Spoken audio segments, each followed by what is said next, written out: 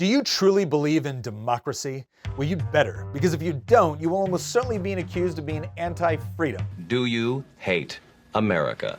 No. The problem is, democracy is neither a guarantee nor is it a substitute for actual freedom. If you don't believe me, well, I'd like to introduce you to the Democracy Cafe.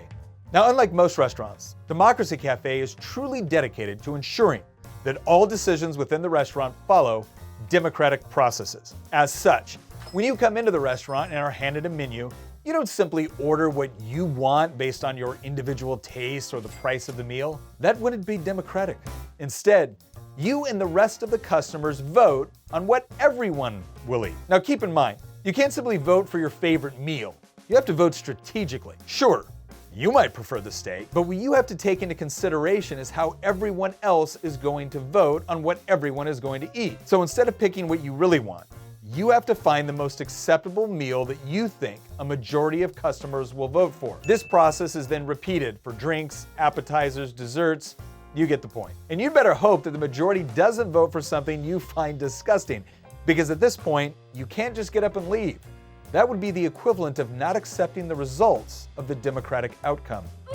No, you're committed and must now accept what the majority selects on your behalf. So, we have finally come to the end of your dining experience, and you're ready to leave, having received a meal and drink you didn't especially like, an appetizer you didn't really want, and a dessert with ingredients you're actually allergic to. You get ready to pay for your bill only to realize that, yeah, you guessed it, that will also be voted on. And it turns out you won't be paying for what you actually ate, but for what the majority has decided is your fair share. So, now for our question.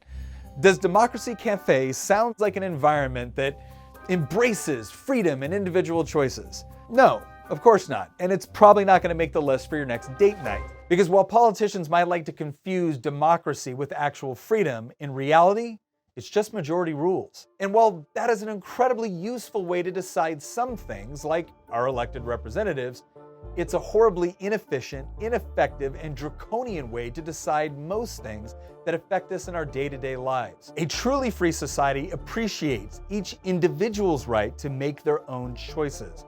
It values social and economic freedom every bit as much as it does political freedom, and it embraces the diversity of choices that come with it. We talk about the diversity of choices, or rather lack of choices, in this episode here on education, where we talk about what would it be like if government ran a grocery store.